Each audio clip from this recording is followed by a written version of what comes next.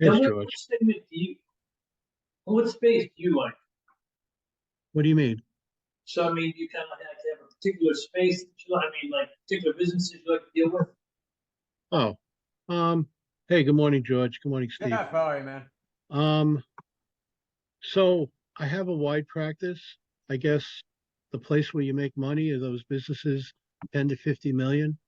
Because if they're bigger than that, they're not going to hire a sole entrepreneur consultant, regardless of what they've done in the past. They're going to go hire somebody of a lot of, like a big firm, like a Deloitte or somebody.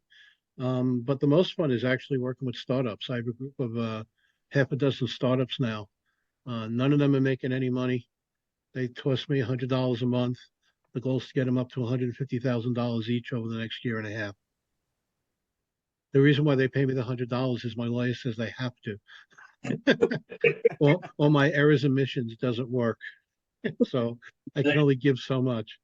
But But you know, so I'll tell you one thing, Jeff. So I'm dealing with a couple of guys um, that we were just kind of, is that kind of a nice thing to do because they were millennials, they're 25, 26. But bottom line is, they've given us some great ideas. And this is one of the avenues we're taking. oh, Is, I'm in the process right now of doing, and I'm in the weeds. Usually I like to play that architect contractor view, but every once in a while you get an offer you can't refuse, or you get your hands really dirty.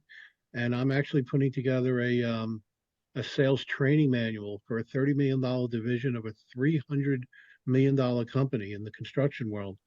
And I got the gig from one of those four startup women. She's a fractional HR person.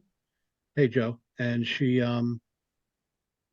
basically said that there's this website out there called Upwork, which is like the gig economy yeah, for professionals. And Great she stuff. put in that she does employee manuals. And somebody came in for this operations manual, and she said, "Oh, I don't do that, but I got a guy." And you know what? Maybe this leads to a big, gigantic project, but you never know what you're going to get back from these people. And when, by the way, when I say they're small people, businesses, don't don't think they're 2025. Some of them are our age or in between, and that they've given up, retired school teachers, retired cops who are now starting their own businesses. So we put them in a room and we teach them that, on Fridays, you kind of should check your receivables because they know how to do it, but they don't understand that discipline. Now, Joe, they're not ready for EOS though. I'm sorry, but maybe one day they'll be big enough for EOS. Okay. See, that's a No, misnomer no, too. no, no, no. We don't. Those are dirty words, man. That's What a did I say misnomer. wrong? I'm sorry. And that's a everyone has the ability to run through that, have a business operating system, however I small agree. they are. Well, that's what I'm teaching. I guess, how do I describe this? I had a client. They were an IT firm. They had 8 people, and they had jumped in to EOS with both feet. And every day for the first 2 hours of the day, they had a meeting with all 9 of them. So Mondays was the L10, and Tuesday was the accounting, and Wednesday was the marketing, and Thursday was something else. And I said, guys, let me first by saying I'm not a certified implementer. All right, so let's get that whole thing. But in my opinion, a little too many meeting hours. I bet you we can use the theory and do maybe 3 hours on Monday, and then the rest of the week you get work done. Anyway, There are some Well, bad implementations. we can do better than EOS, man. We can do better than that. ooh, oh, you want to be? That's because you look at George right now. He's not really George Sandman. He's really a gazelle. there you go. I Hey, don't know if you guys own Gazelle is the Rockefeller Habits. Oh yeah, yeah. I think it costs twice as much to belong. Yeah, I think. Joe, how long have you actually been an implementer? I help companies self-implement EOS. Right. Yeah, that was very, very delicately put. Oh, I see. Right, be careful, man. You So are like on- me, when you're meeting with somebody and you're giving them advice, you say, I'm not an official, but let me show you. I Here's a have couple. I have a contractual agreement. I haven't signed, but just saying, hey, Yeah, you know what's You know. interesting, guys, and Jeff, what you're bringing up is I'll listen. I'll go out on a limb, and you call me out. Feel free.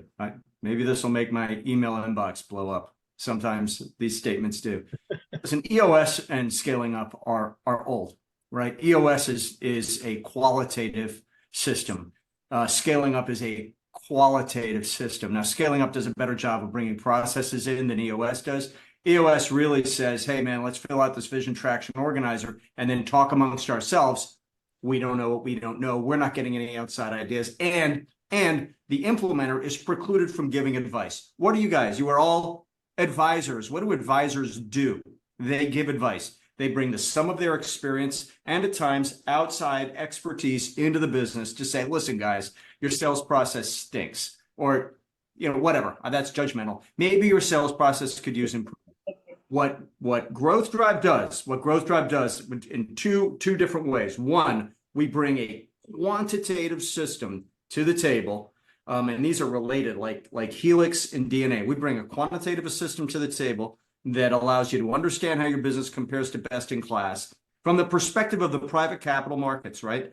And has an execution leadership system. So we're saying not only are we quants, but we're quants that quantifiably bring you up. And we're going to talk about the return on investment from every single project we do. I know I'm on my soapbox, bear with me. And the other thing we do is when we start talking about value, everybody's out here saying value, value, value. And this is a white paper I haven't published yet, but this white paper is written, and I was actually discussing it last night with Anna Halliburta, who, you guys know she has this many letters behind her name, and we were having a violent agreement conversation. What we do is we have, let's bring another couple of villains into the room. There's nothing, EOS is great. It's better to do something than to do nothing. Scaling up is great. It's better to do something than to do nothing. And if Mike was here, he could opine about whatever. Now let's talk about value, which neither of those systems even look at. What's the ultimate measure of business success? Transferable value. Now, let's bring Biz Equity and Capitalize in, and they're running around doing some version of DCF. Well, here's the problem with some version of DCF. DCF is based on opinion. What's opinion? It's qualitative, right? Here's my opinion of the discount rate we need to apply. I'm not saying that the opinion is bad and isn't based on deep expertise. Yes, I've taught value enhancement at NACVA for a long time. I don't currently, but I'm trying to again. But what we do when we bring this quantitative approach in, imagine connecting your strategic capacity score as the opinion for discounted cash flow, right? And we are working on that formula. I'm working on it with probably the smartest. I'm exchanging texts with him right now. One of the smartest, most experienced valuators in the world. Last count, over 6,000 valuations. And he's the valuator for the SBA, okay? And we're saying, okay, let's take this quantitative measure and use it to impute, to calculate a discount rate. Not, I think you're about a 14, you're about a 20, or we're just going to use 10 because, No, we're going to impute a discount rate. Now, okay, so I get off my soapbox. We are doing something that is profoundly better, more impactful, and quantitative than any of those guys. I'm done. Tapping out. Sorry. George, how many cups of coffee you have this morning, George? One. Dude, you know how passionate I am. I am passionate about this because, and here's the title on this white paper, and I'm borrowing it from Harvard. Bunch of dummies over there, right? The DCF emperor has no clothes. I found that article and I'm like, man, and with all footnoted, that's not the title of their article. It's a line in it. But man, we are doing something profoundly better. Because we're saying, not only are we going to help you understand what your rocks really are, not that we know better, but the private capital markets do. Not only are we going to help you understand what they are, we're going to help you understand exactly what you need to do to fix them, right? And we are going to tell you the incremental value this will add, transferable value this will add to your business. And we're going to recognize that talking about value gaps is actually also no close, because there's not a value gap if you can't monetize. So if you don't have a business with high value capacity, high strategic capacity, really, then you can't monetize any of it. So talking about the fact that you have a value gap of $2 million is, that's an academic exercise, because you can't monetize any of the value. So it's not just a gap. That's a gap on paper. All right, I'm done. I'm tapping out again. I'm jumping back off the ropes. Anyway, so that's how I really feel. Hey, George. Yes, So- Bob. So I want to, I appreciate, but I want to let you know we have now have diversity in our group. Yes, we do. Kathy, smartest person in this room. Oh yeah, don't shake your head. You know it. I know it. Well, you're going to be too humble to say it. Yeah. Well, Kathy, welcome. This is your first coffee Klatsch. It is my first. I'm just getting launched. I've been taking the launch courses for Growth Drive. Super excited. So yeah, just Awesome. I'm running. Awesome. We actually have guys. Gentlemen, doff your hats. We have a first. We have two. Silvana, I see, just joined. So Kathy and Silvana, I don't know how to do it. I desperately want to bring more women's voices into the community. And I wrote I sometimes write these screeds on LinkedIn. I wrote one the other day about, I would like to attract a more diverse voices and diverse. Bob, you hit the nail on the head. And I'm sorry for getting all serious, quiet and serious, but I'm thrilled to have you here, Kathy. Silvana, I'm thrilled to have you here. Anna, Marie, Tina, we just, how do we need to amplify this? And because you bring, I don't know, now I'm so gun shy about sounding, I don't mean to sound misogynistic or sexist. You bring an important, and I think in many ways, better voice to the conversation. And I'd be happy to go into why I think it's better, but anyway, that's how I really feel. So psyched to have you here, Kathy. Thank you. By the way, nice to see everybody. I'm sorry you cannot see me. Zoom is conspiring. Today, I don't even have the Andy Warhol video, but I cannot use my video on this computer, so my apologies. But you guys all met Silvana down in Florida, right? Yeah. Oh, and I It's have nice to to sign the see everyone. contract. Hopefully we'll be seeing you, Kathy, and you, Silvana, and all of you gentlemen at the summit, which is going to be here in Charleston at the Mills House Hotel. I had to move it to the end of September 30, October 1 and 2.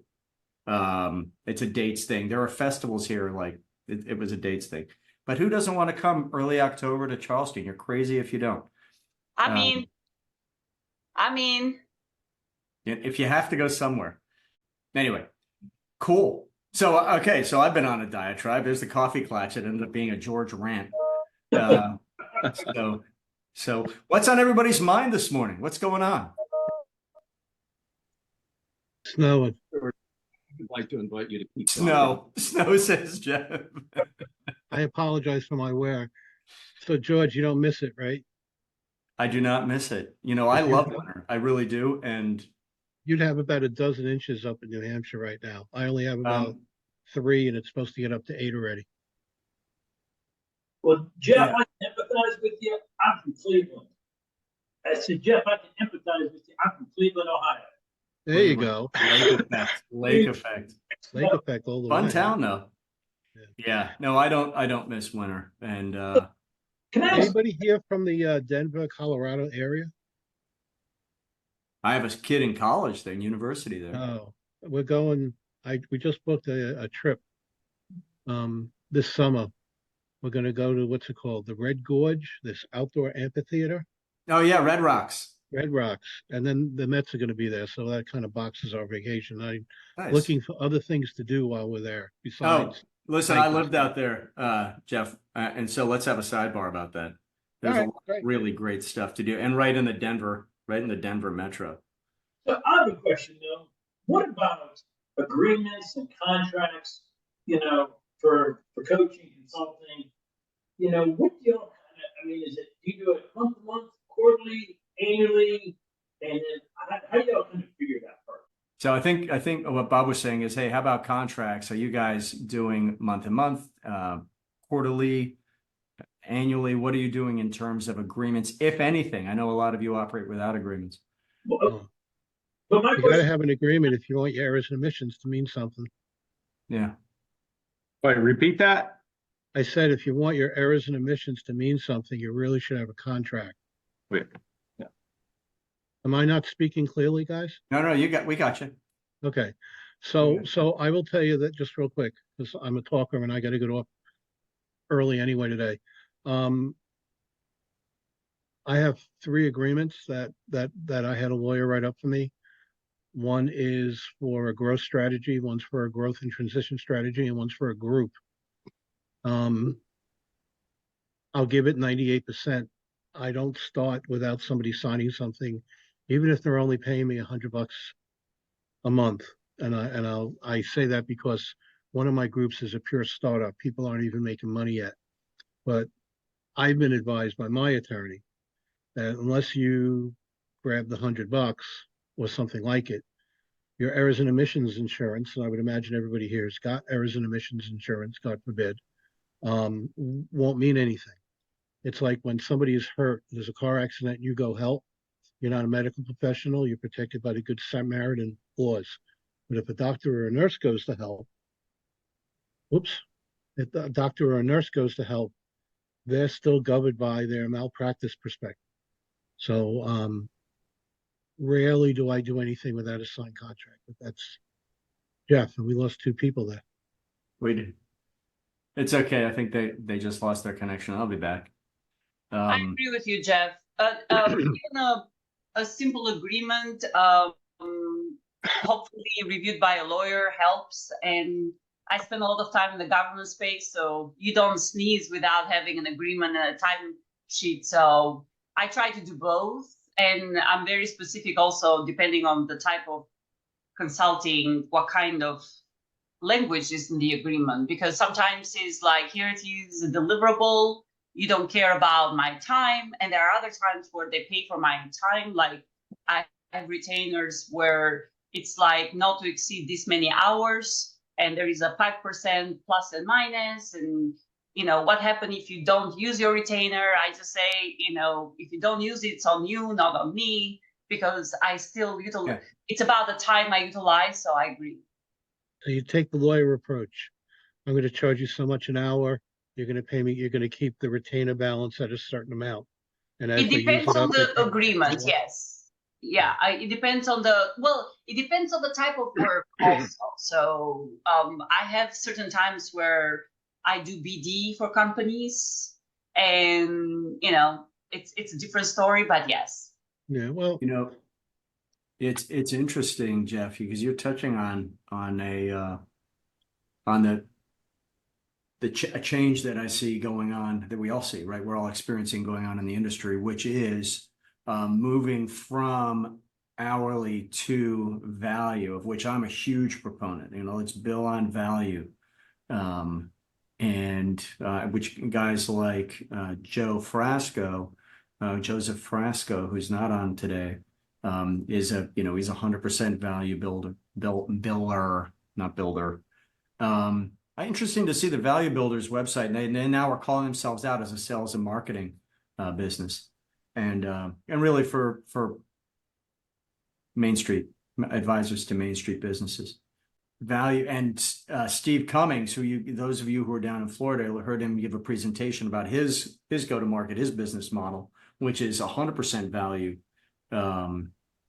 based, right?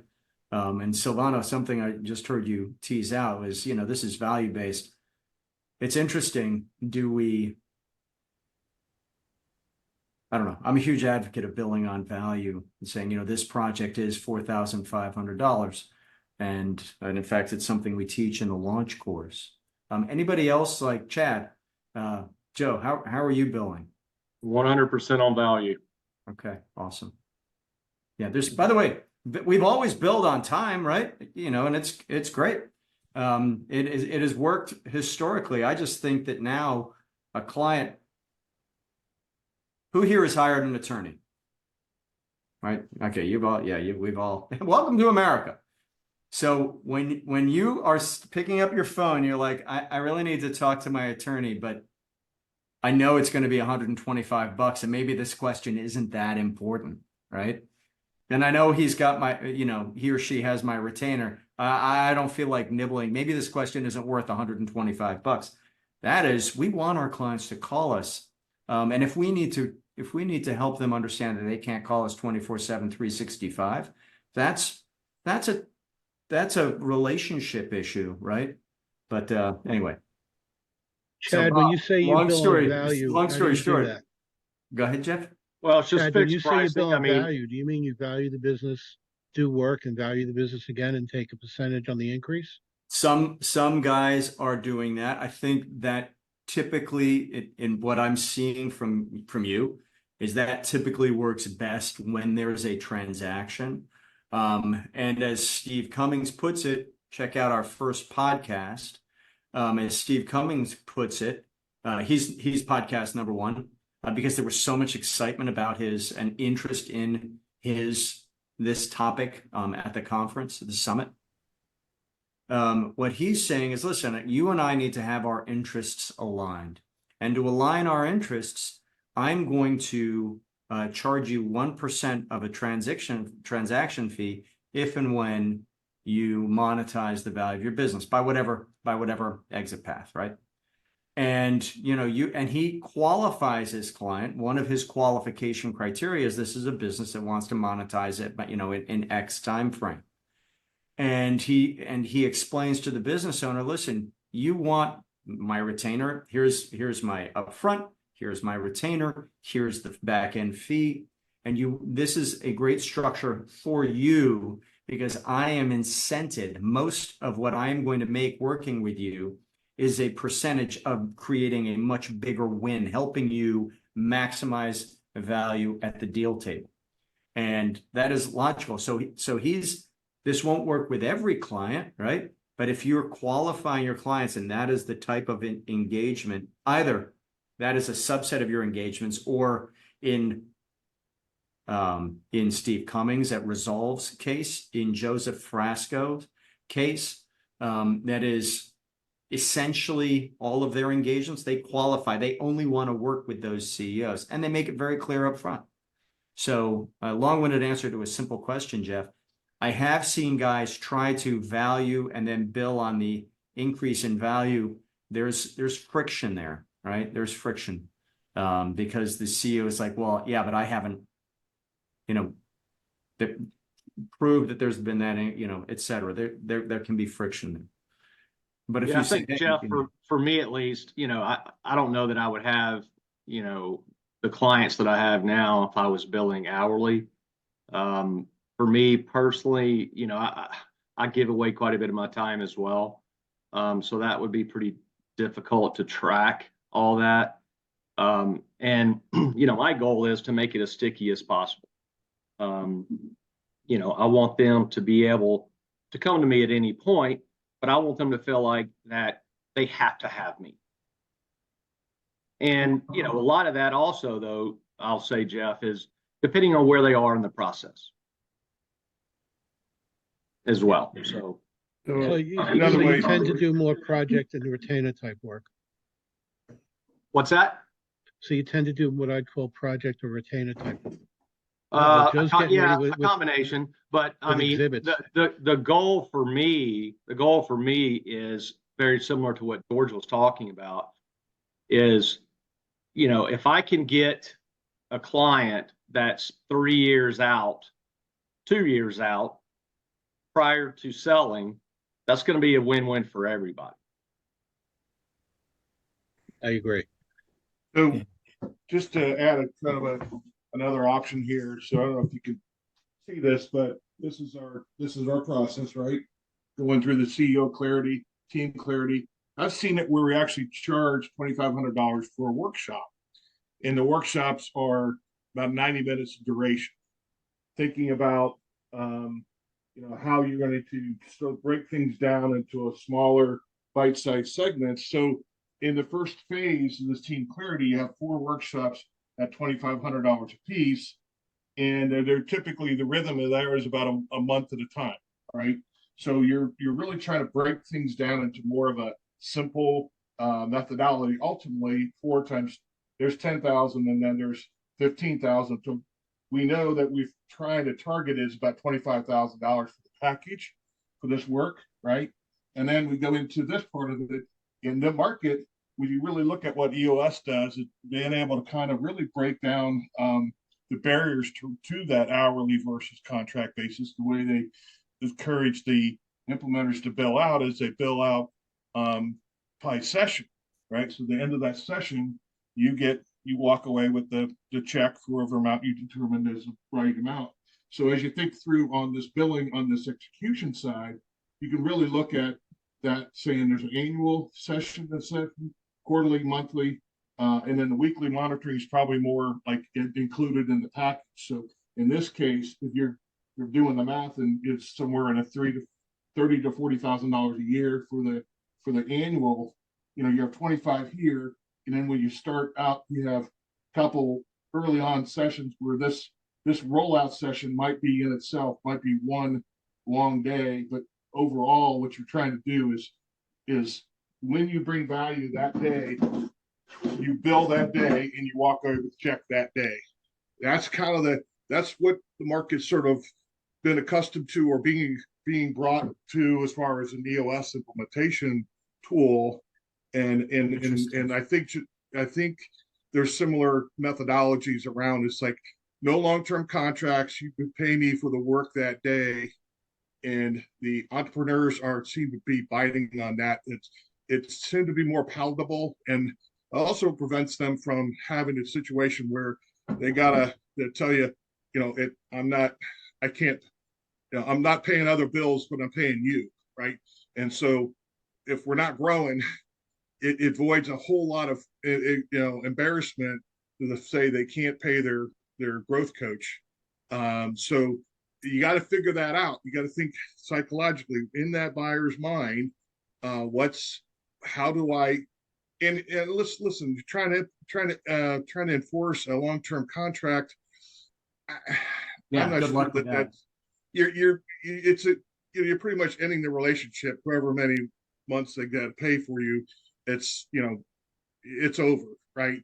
So if that works in the Vistage world, there's a 9-month, 90-day clause. You'd say, hey, this isn't working. I'm going to cancel my agreement. Gives the chair a chance to land with a couple more payments. But if that's something that works for you, saying but by and large, if you just pay as you go, you don't have a bunch of receivables out there that are questionable or whatever. It's just the checks, or the transmission, whatever it is, electronically is done, wired, and that seems to work in my world. But I don't know how everybody else does it, but that smaller chunks up front, if they wanted to break it down into workshops, tends to make it a little more palatable. Psychologically, they're going to spend the money, but they just want to know that they're in control. That's right. And Joe, that's a great point. That's very similar to what I try to follow. Now, as far as Clarity goes, I do my very best to charge $2,500 no matter what for Clarity. Level 1. Level 1. Awesome. That's very, very interesting. You are not the first person from whom I've heard. In fact, Larry Prince shared this last week. He was going to charge for Clarity 1 because, in his words, I've earned, at this point, I'd earned the right in the relationship. I delivered enough value that now Clarity 1 was a billable event. Well, especially, George, if you've got, the CEO and perhaps 1 or 2 key employees that you're working through this process with. Mm-hmm. I'm not making any money on that. I'm just really, all I'm doing there is building that relationship and hopefully providing them enough information to see, yeah, you actually do need me. Yeah. Ed, it's a when you refer to fascinating, you know, clarity, we should have a roundtable. Let's schedule a roundtable on this exact topic. Yes, please. Okay, let's, guys, this is why we, you know, one of the things that comes out of the coffee Klatsch. So I'm looking at my marketing plan. Everybody has one, right? And, you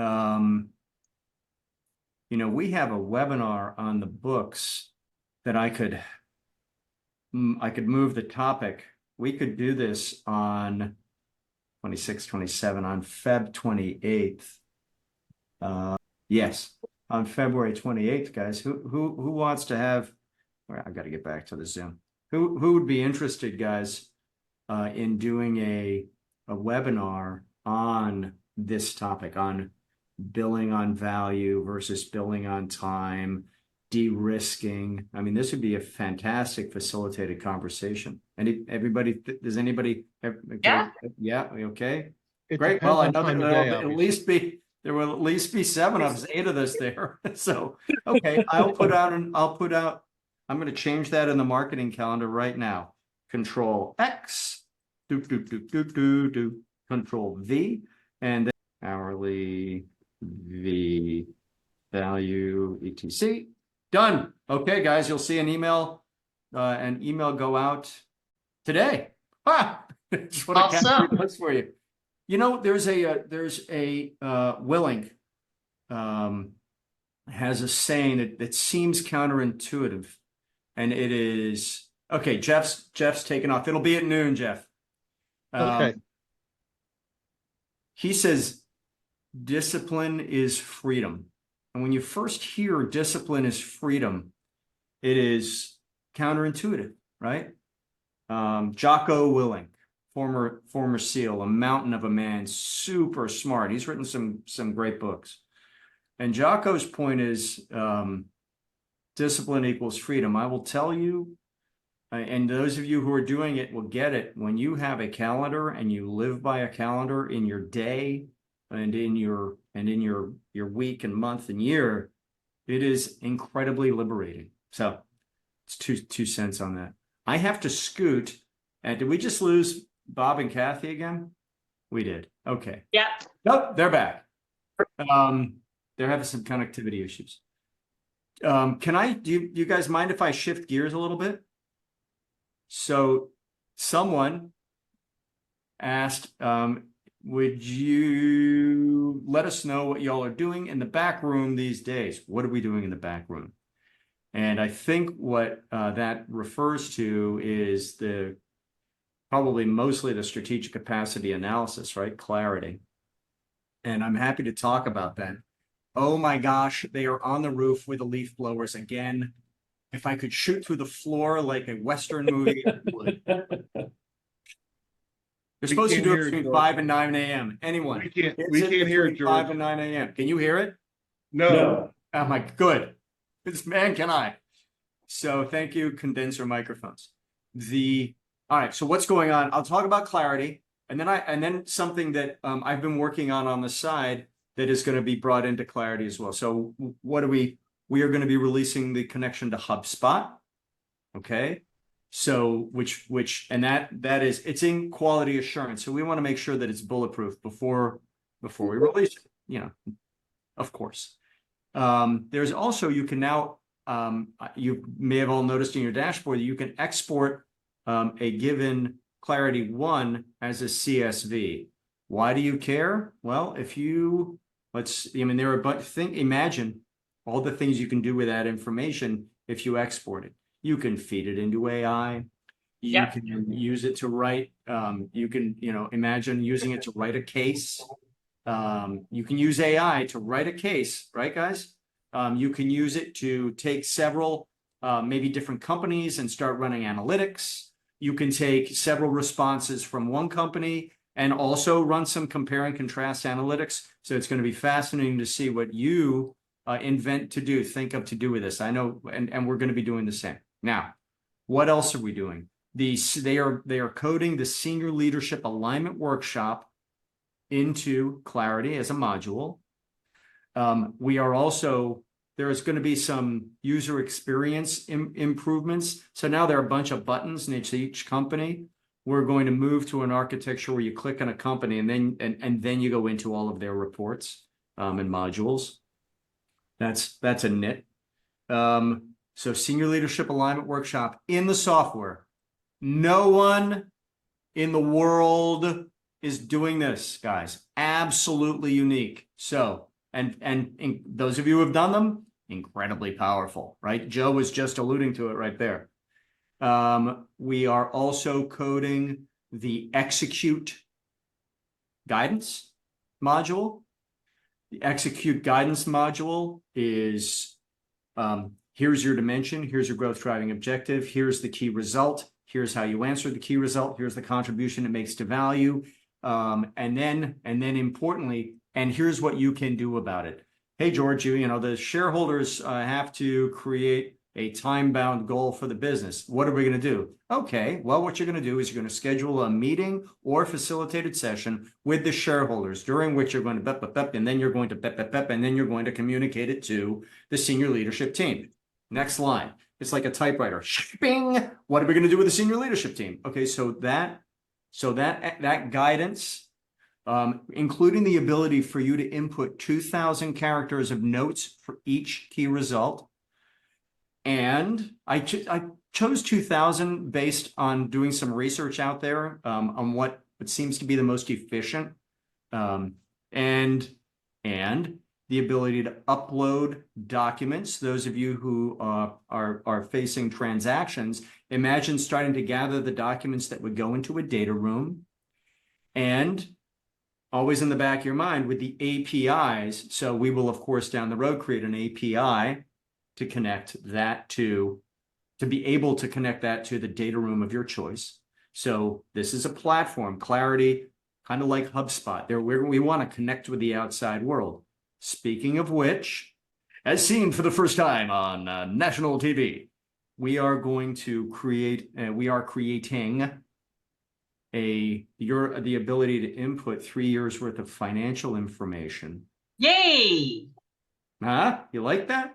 Well, you input this financial information. What can we do? Now we can do a regression calculation of growth. We can project growth going forward. We can benchmark your growth to the industry. We can benchmark your growth to the market. We can, you know, there's a lot that we will be able to do with that. And we will be able to do, you remember my soliloquy, to be polite, my rant, my tirade earlier? We are going to be able to provide, imagine having your strategic, your value at this strategic capacity, right, is one calculation, and using strategic capacity in a discounted cash flow calculation of value. So we will have enough data for you to do a DCF using the strategic capacity score as to calculate the discount rate. All right. And then we're going to use a slug, probably 10%, and which is the most widely used, 10% for a comparative investment. All right. That's how DCF works, not to get into the weeds. And so we will have a module from which you will be able to, in a dashboard, communicate key ratios, trend those ratios over time, trend those ratios over the 3 years, and plug information in, because we are coding business flow into the software. Business flow is our flash report scorecard. Business flow is a weekly gross revenues, net income, net promoter score, etc. So if I'm connecting to HubSpot, I can get your net promoter score. I can get your marketing metric. I can get your sales pipeline metric. We can start having some sub-metrics, velocity, etc. We are not going to do that in Clarity, because HubSpot, Salesforce, Zoho already does that. In the same way as we're not going to become a fractional CFO, but we are going to connect with API to fractional CFO software. Steve, VFD Pro, those of you who are using Profit Sense, etc. So So that George, you said step that'll one. be ready- Go ahead, man. Ready tomorrow? I'm sorry. You're rolling that out tomorrow, right? Oh yeah, man. No, yeah, because no AI solves everything. I just wave a magic. I have a magic prompt that no, but that will come. All of this, guys, is happening. Everything I just described, I anticipate. Right, I anticipate will happen in the first half of this year. And I do believe that. Go ahead, Steve. I was just going to add one thing you said 3 or 4 minutes ago. In the financial analysis software that I use, the software automatically populates some narrative to go with each set of information. So I think what you said is you're going to do the same thing, but only relative to clarity. Is that right? Someplace in your statement there? Sort of. I wouldn't characterize it as a narrative, and I'm very careful. This is not advice. Always consult with competent, et cetera, right? And I'm not making fun. Always, if this is not your area of expertise, always check it with the outside world, with a competent expert, or in my case, an incompetent expert. But what we are going to do, Steve, what I did describe is this execute guidance, which is you are going to do X, Y, and Z, and we're connecting, guys. We're already layering AI into the system. So what we'll be able to do with artificial intelligence goes to Steve's point, which is to start writing, and then you can write narratives. I think more importantly, good morning, Mike. More importantly, what we'll be able to do is go to the outside world and pull in resources. All right. So imagine if this is the thing on which we're going to focus with our client, using AI to bring in, okay, here's an HBR article, here's an Investopedia article, maybe you should talk to Mike Desiato, he's an exit planner, that type of, no, don't talk to that guy. So Steve, but what I am saying, when I take a breath here, is that, we're starting to, in this initial phase, you are demonstrating that the software is effective. I can tell you that, guys, those of you who are using it are seeing success, right? You are winning engagements, you're moving forward with your clients. And guys who are more reticent to use it are they're not coming in. I guess it's team selecting, because they're not coming back to me and saying, hey, my gosh, this was what I'm hearing chronically from you guys, which is, this was an impactful conversation, either with a COI or with a CEO. This was great. So that's in a nutshell, Steve, what's going on in the back room. And I'll continue to be very transparent. Normally you never talk about your roadmap, and I'm happy to talk about our roadmap. And a lot of this, guys, is inspired by you. So you come back and you ask, and I rummage around and vet it out. And if it's something that's, a lot of these are little things I don't even make a rev announcement. They just happen behind the scenes, but often they're bigger. I'm really excited about bringing in limited financial information, because being able to having 2 different calculations of value, right? A clarity calculation and a DCF calculation is, and as we do with the multiple, if you want to use your own discount rate, plug it in. I don't have a dog in the fight. You're going to get a little line underneath that says, this is based on your discount rate, right? Not that provided by the system. Mike, you missed. You're gonna have to watch, man. I can't go. No, I'm not going to make you repeat that. I sent you an email yesterday. Man, that you sent me that report, that strategic capacity report. Yes, sir. So my question there was, I got it. Thank you. Sure. Are there recommendations built into that report, or the recommendations aren't built into that report yet, but that's coming, and that is coming. That's what we were just talking about, guys. I apologize. I have a 10:15. The meeting will stay up.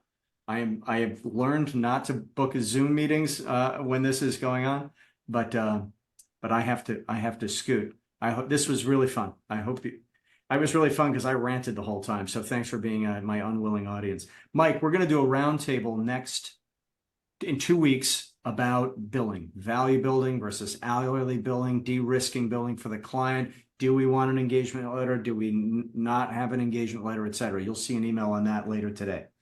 Okay, guys. And I'll leave the conversation. You have the floor. Thanks, guys. Thanks, George. Have a great week. Not end meeting for all. I'm just leaving the meeting. Okay. And Steve Duke, are you going to stick around? You want to be the new host? I'll stick around. All right. Go. Hi, Michael. How are you? Good. Glad to hear that. Oh, yes. Hi. How are you? I'm doing good. You're a meme. I don't see your live face, but I do see your picture of you. Yes, I remember you. Yeah, my Andy Warhol, it's taken over my video for Zoom on my desktop, so Oh, very good. I don't want to give people an eye ache. Okay. Nice to see you again. Nice to see you too. So what I asked George was he sent me a copy of that strategic capacity report, and it just kind of summarizes the client's responses to all the questions and what their scores are. And so fine, but I didn't see any you need to these are our recommendations with regard to this assessment. These are the things you need to do. And I guess maybe the answer in my mind is, well, look at those answers to those questions, and therein lies the recommendations. If you can't say yes to them, then that kind of is okay. That's what you got to work on. You got to get to yes. Well, the other question that you go into, Michael, is that if this is your go-to biz dev entree, right, and you're trying to do a relative quick manner of gathering, hitting the highlights and getting information back to them and getting it meaningful data and getting them to go to the next step further without any billing, right? That makes sense. Now, what Chad I don't remember who it was saying they're moving towards charging for the clarity in it, but it sounded like it was a senior leadership team alignment workshop, which makes sense, right? That makes sense. But that's why they went to that separate Logon where all you're going to go in is answer the questions on the Clarity One and get a capacity, but nothing else if you don't go any further with the data. Right. Yeah, I got that, Joe. I mean, the Clarity One to me is kind of a complimentary conversation, but it gets this conversation started. I was thinking Clarity Two when you do the deep dive. Okay. At the end of that, there is a strategic. It's like 70 pages long. It's like a report, and George sent it to me, and I looked at it. I printed it out just to show someone what the deliverable looks like. It's pretty complete, but I'm asking myself, I'm looking at it, and I'm saying, well, where's the recommendations? I mean, like, where are they? It's not like there's no list of recommendations. And then I started looking back because the way it's set out is it gives them a score for each of those objectives. Right. And then it gives them their answers, but then it gives you their answers. Well, in my mind, if you can't say yes to those things, then those getting to yes, I guess, is the recommendations. How do we get you from where you are, partially true, false, to yes? I think the if I remember, it's something like 80 or plus better, right? So you're never going to get to 100%. Right. So that and then the facilitated conversation is really kind of where do they believe the low-hanging fruit lies, and how do I get some early on wins to encourage the team to then continue on, because it'll get progressively more and more difficult depending on the complexity of the task.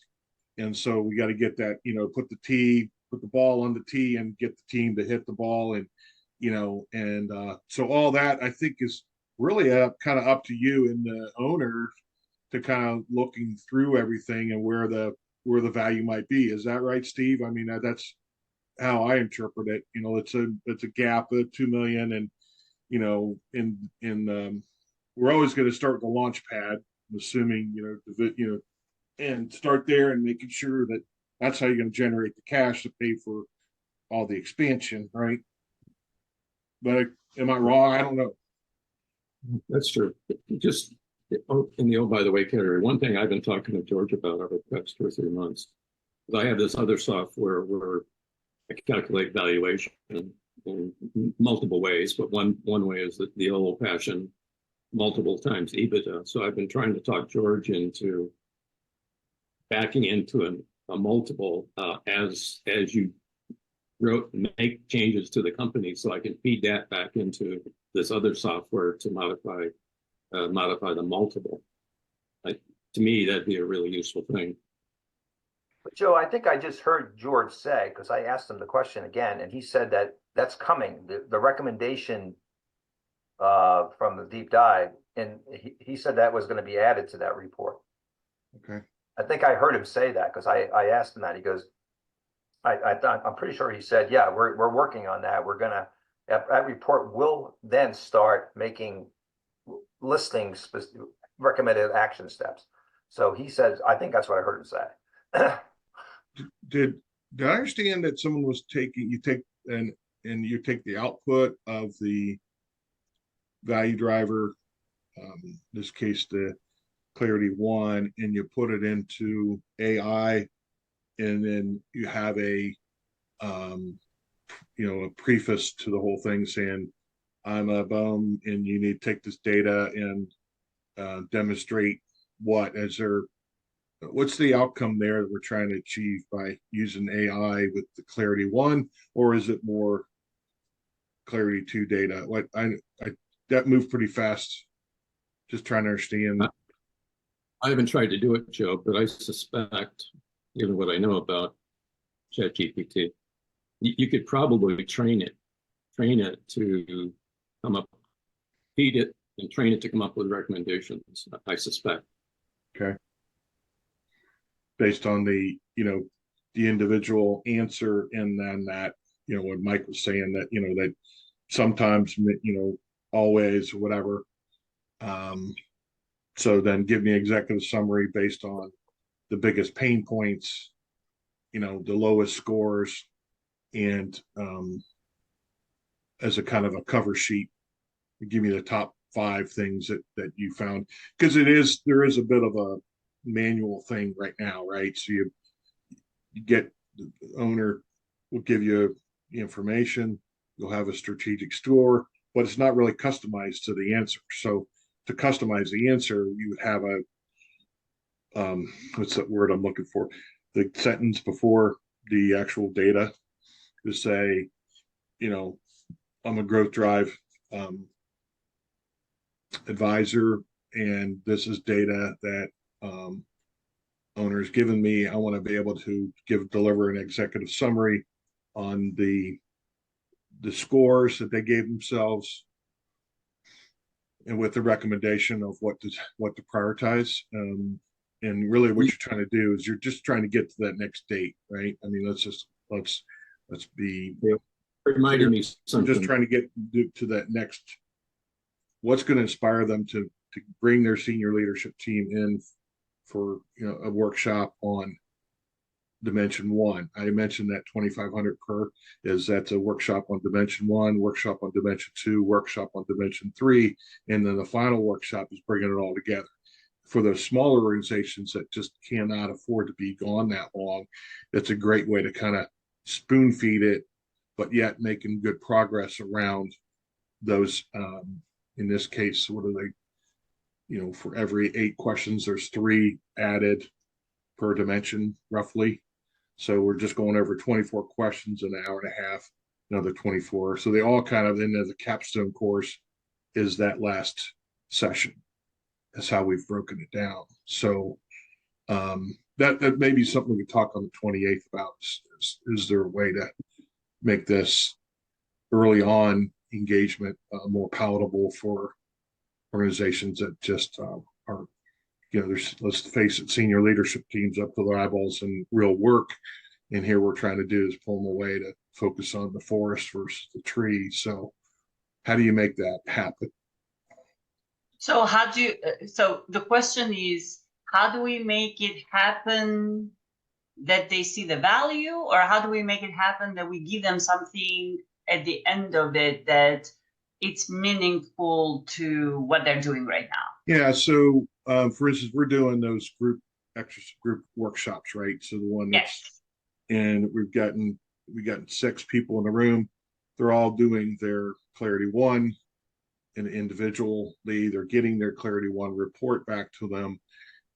Adding value to that would be a really nice feature if, in a relatively efficient manner. I mean, we could do some, but boy, it'd be great if we can get it really polished up to say, not only, Wednesday I attended this seminar, and then Thursday or Friday I have this summary in my inbox interpreting the tea leaves, and basically I heard you, right?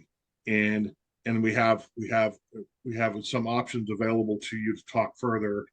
So, hey, did you get and the quicker we do that, and it doesn't have to be in a terribly detailed state. I think it's just, we heard you, we have a solution that you might be interested in learning more about.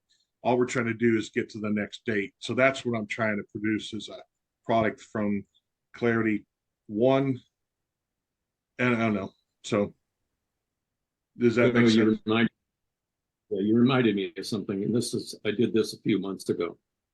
I fed my buddy AI the questions from Clarity One, and I had a discussion with my AI and asked us to come up with, okay, given this, how would we do this? Yeah. So I do have a fairly voluminous report, which talks about how to fix each one of those issues. Now, you're talking about the additional nuance of where are you in the spectrum of right answer. I didn't go to that extent. I just asked for how do we address this issue? So that definitely is doable.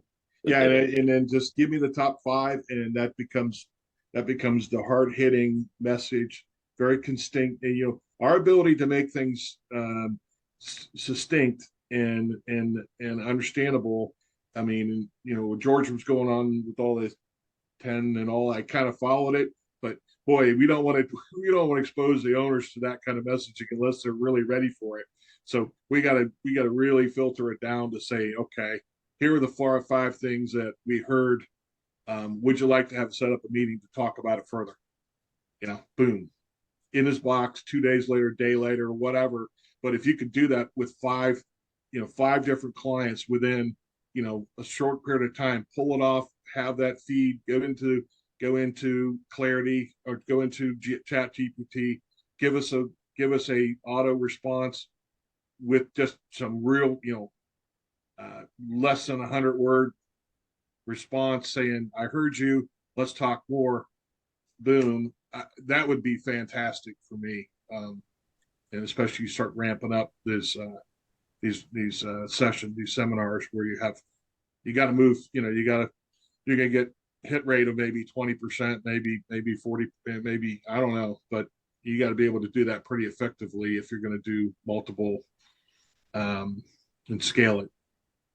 So if and we're probably off soon, but so if I understand it correctly, you're looking for some sort of a semi-automated way to go through one level to the next, and especially the follow through. And it's funny because right before this meeting, my colleagues and I were having, Ron Everett and John, we're having the same conversation about the need for some sort of repeatable, scalable process and automation of these activities so you can get more done, and then you can be disciplined about it. Right. I haven't quite gotten there yet, to be honest. I've been looking about it, Joe, for a while and trying to figure it out. How do I minimize my time in piecing together or fitting in between the different things? And I don't think it's quite there yet. And the only thing I can say is that the way I'm trying to approaching it is I'm simplifying the scope. I'm not trying to be everything to everybody, and I'm sort of narrowing down for that and trying to build that repeatable semi-automatic and then add to that later on. Got it. But I have a question for Steve. Steve, how did you like what ChatGPT gave you back when you were very specific about it? Because I've been suspect. I'm a little bit iffy. As much as I love AI and technology and everything else, I'm a little bit iffy about taking it lock, stock, and barrel without putting my own juju in it, because I feel like, you know, my reputation is at stake. So how did you find the output of the ChatGPT after you gave that very specific prompt? I would say generally good, but I would say I use AI quite a bit, and I occasionally someone asks me to comment on this, and I stuff it in AI and get some output. Mm-hmm. And I suggest that the proviso that I give to anyone that I do something like that for, including myself, is always check it and make sure you agree with it and put your own twist on it. Yeah. So, but it saves you a ton of work. So Okay. but always go back and check. No, thank Yes, you. I appreciate that. Steve, I agree. I mean, for me, the biggest thing for the AI is time saving. I can get so much more work done with AI, and of course I do go back and check it a couple of times, but yeah, I agree with you. I'd love for us to have a more specific conversation, like the next generation of prompt engineering, specifically around our what we're trying to do in our daily work and working with a client. So maybe we can share some best practices, because honestly, I haven't really used it as much because I haven't really felt like it was weighty enough. I've used it for research, but I've not used it, but it was the research where I go in then and sort of like make sense of things. I haven't really used it, and maybe I should start more, for actually summaries and sort of like something that I can actually give to the client 80% done by ChatGPT. So I'm curious, what are your favorite prompts, and what are the favorite activities that you see a great response or quality response from ChatGPT? Yeah, coincidentally, Andy Wevo posted on Circle 3 days ago, ChatGPT plugin database. He's been really following this really closely, so you might take a look at some of his stuff. Which one? Say it again, please. I missed it. It's posted on Circle. Andy Wevo. Andy, okay. Just hit that. I think he's spent some time thinking through some of these plugins, I call them. So yeah, that might be helpful to place to start to just an idea for you there. But I have something to share for everybody since you're using ChatGPT. I don't know if you've started using Copilot. Have you? Microsoft. I have not. Okay, Steve, give it a whirl, because it is ChatGPT 4 for your own Office 365 instance. Okay. And here it is why it's important. In ChatGPT 4, you get everything you get ChatGPT 4, but you get to have even more specific prompts using your own documents, and it's not going out there. It's staying within your Microsoft container, which means then it gives you even more capabilities and depth. So basically, you can say exactly what you said and look at these 2 documents that are on my drive, basically, and give the titles of the document, and it goes in it like reads everything and then like spits out whatever you requested as a summary or analysis or trends or anything else. And it's not exposing your documents and your data to the rest of the world. Yeah. Mm-hmm.